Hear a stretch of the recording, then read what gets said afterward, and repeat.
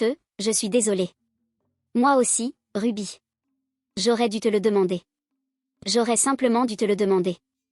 Moi aussi. As-tu déjà vu deux rivières couler côte à côte, sans jamais se toucher, sans jamais se mélanger, même dans le même seau? Eh bien, assieds-toi, car aujourd'hui tu vas découvrir pourquoi. Il était une fois, dans un village verdoyant et paisible nommé Amara, deux petites filles nées la même nuit, sous la même pleine lune. Leur mère était voisine, leurs pères amis. Et ainsi, il fut décidé, avant même que ces filles sachent marcher, que Ruby et Feu s'appartenaient. Et oh, quel duo elles formaient! Ruby était vive et riait d'une voix mélodieuse. Feu était audacieuse et perçante, avec des yeux qui ne laissaient rien passer.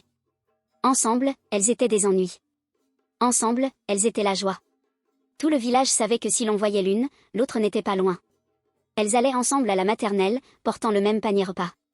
Elles s'asseyaient au même bureau en bois à l'école primaire, se partageant un crayon entre leurs deux mains obstinées. Au collège, les garçons venaient saluer Ruby, et Fire se raclait la gorge si fort qu'ils prenaient leurs jambes à leur cou. Quand il s'approchait de Fire, Ruby se mettait soudain à tousser comme si elle allait mourir. Elle se protégeait ainsi, avec amour, agacement, et une affection inconditionnelle.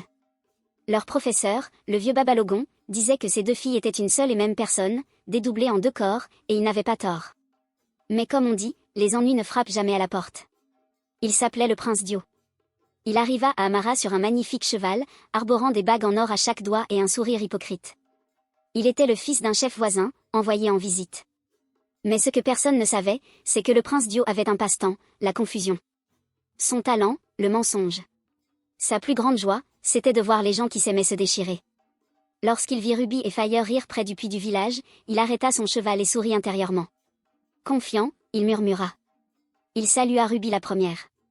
Il lui dit qu'elle était la plus belle fille du pays. Il se pencha et dit, « Entre nous, je cherche une épouse. Une vraie femme, pas une gamine comme ton ami Feu, qui me fait des avances depuis mon arrivée. C'est très gênant. Mais toi, tu es différente. » Ruby cligna des yeux. Son cœur fit un bond. Elle regarda Feu de l'autre côté de la cour et pensa, « Vraiment ?» Le soir même, il trouva Feu seul près du manguier. Il lui dit qu'elle était extraordinaire, rare, le genre de femme dont rêve un prince.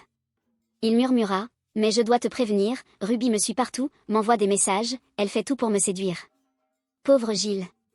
Mais toi, Feu, c'est toi qui as attiré mon attention dès mon arrivée. Feu se redressa. Elle regarda vers la maison de Ruby. Et voilà, la graine de la rivalité était semée. Maintenant, écoutez, c'est là que ça devient intéressant, car Ruby et Feu n'ont jamais cessé d'être amis en apparence. Elles continuaient à se promener ensemble, à rire ensemble, mais quelque chose s'était discrètement insinué entre elles. Quelque chose de petit, de vert et de venin. Ruby commença à consacrer plus de temps à sa coiffure. Fire se mit à acheter de nouveaux tissus. Ruby portait les boucles d'oreilles en or de sa mère. Fire portait le collier de perles de sa grand-mère. Ruby prépara une soupe et l'envoya au palais. Fire entendit parler de la soupe et envoya du riz, du ragoût et 2 sortes de viande. Les femmes du village observaient la scène et chuchotaient, il se passe quelque chose entre ces deux filles. La vieille Mama Candy, qui aperçut Peppa près de la porte, dit à son amie, « Je ne sais pas ce que c'est, mais la façon dont Ruby a regardé Fire hier, ce n'était pas un regard amical. » Son amie répondit, « Et Fire aussi. » Elle sourit à Ruby, mais ses yeux étaient occupés à calculer. Le prince Dio, assis en retrait, savourait le spectacle. Il passait devant elle, souriait à l'une, faisait un clin d'œil à l'autre, puis disparaissait. Il dit à Ruby que Fire l'avait supplié de la choisir.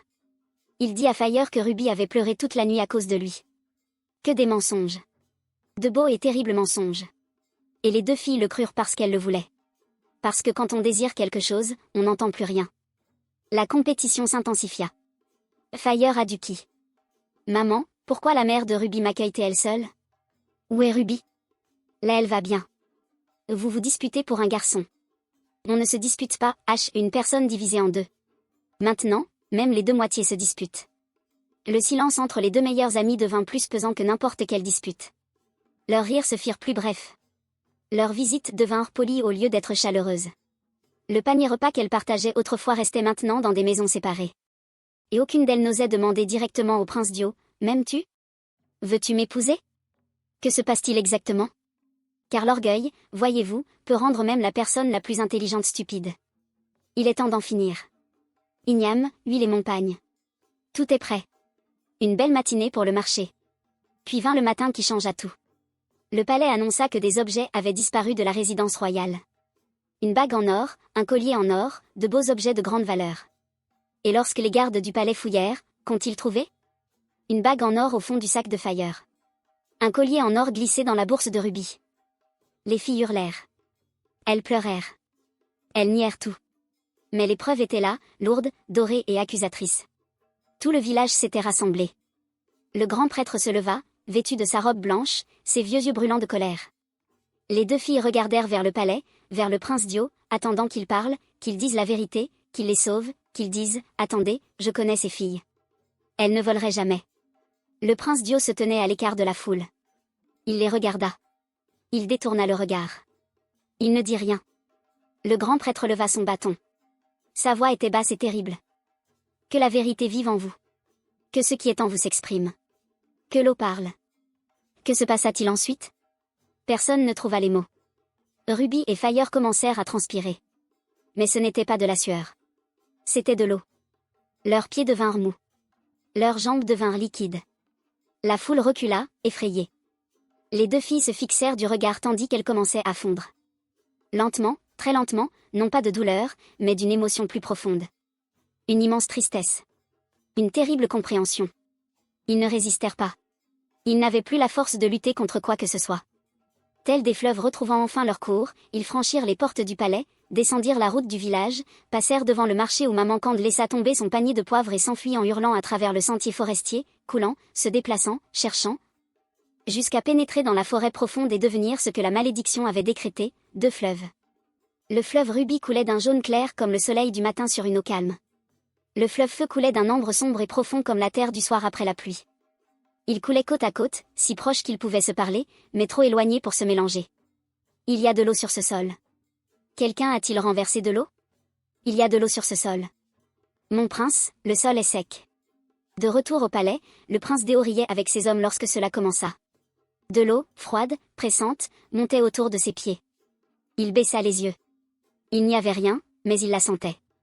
Il essaya de marcher et trébucha comme si quelque chose lui tirait les jambes. Il cria à l'aide. Ses hommes accoururent et le trouvèrent trempé de la tête aux pieds, haletant, tournoyant, cherchant désespérément à s'échapper dans une pièce pourtant parfaitement sèche. Il se noyait dans une pièce sans eau. Ses hommes le tirèrent hors de l'eau. Il retomba. Ils répandirent du sable sur le sol. En vain. Il se retournait, haletait, toussait de l'eau, ses beaux vêtements trempés, ses bagues en or glissant de ses doigts tandis que ses mains gonflaient et se gonflaient. Au secours! Il y a une rivière ici, hurla-t-il. Ces hommes échangèrent des regards. Il n'y avait pas de rivière. Il n'y avait même pas une tasse d'eau. On appela les grands prêtres du palais. Le vieil homme regarda le prince se débattre sur le sol sec et secoua lentement la tête. L'eau innocente est venue se recueillir, dit-il doucement. Elle a trouvé son chemin jusqu'ici. Le prince avoua tout. Les mensonges, les bagues, le collier, le complot, ses pleurs, sa toux, et le fait de dormir sur le sol sec comme si un courant l'entraînait vers le fond. Le village entendit tout. Des excuses furent présentées. Des prières furent récitées. Les grands prêtres et les anciens pénétrèrent dans la forêt et s'agenouillèrent devant les deux rivières. Ils présentèrent leurs excuses dans la langue ancestrale que la terre comprend. Et nous aurions dû voir la vérité plus tôt. Nous ne vous avons pas protégé. Nous sommes désolés, Ruby. Nous sommes désolés, Feu. Ils promirent justice. Ils promirent que le village se souviendrait. Les rivières s'apaisèrent, mais ne se rejoignirent pas. Aujourd'hui encore, la rivière Ruby et la rivière Feu coulent côte à côte à travers cette forêt. Proches, toujours proches, mais jamais mélangés. Ma fille, mon Ruby, je te vois. Feu, je suis là. Les villageois leur donnèrent des noms, les honorèrent, leur apportèrent des fleurs où qu'elles soient, et des gens venus d'autres villages entendirent l'histoire et apportèrent des tasses et des seaux pour la vérifier, puisant de l'eau des deux rivières et les mélangeant. En vain. Les jaunes restèrent d'un côté, les ambrées de l'autre dans le même seau. Elles ne fusionneraient pas. Les scientifiques ne pouvaient l'expliquer. Les anciens n'avaient pas besoin de l'expliquer. Ils disaient simplement que certaines blessures entre les âmes sont plus profondes que l'eau. La nuit, quand le village est silencieux et que même les grillons se sont endormis, les gens qui vivent près de la forêt disent entendre deux voix, douces et calmes, parfois riant, parfois retombant silencieuses comme le font les vieux amis quand les mots sont superflus. Deux meilleurs amis, toujours ensemble, toujours séparés, toujours en train de parler, mais qui ne se rencontreront plus jamais. La morale de cette histoire, une véritable amitié est l'un des cadeaux les plus rares que la vie puisse offrir. Protégez-la de tout votre cœur. Ne laissez jamais un inconnu aux paroles aimables semer le trouble entre vous et la personne qui a toujours porté votre nom avec amour. La langue qui sourit des deux côtés d'une porte est la plus dangereuse, et le traître finit toujours par retrouver son chemin. Merci beaucoup d'avoir regardé. Si cette histoire vous a touché, si elle vous a fait rire, si elle vous a fait penser à quelqu'un que vous aimez, n'hésitez pas à aimer cette vidéo, à laisser un commentaire ci-dessous et à la partager avec vos proches. Les histoires ne vivent que lorsqu'elles sont transmises. À bientôt pour une nouvelle histoire. If you enjoyed this video, it made you feel something special, please take a moment to like it.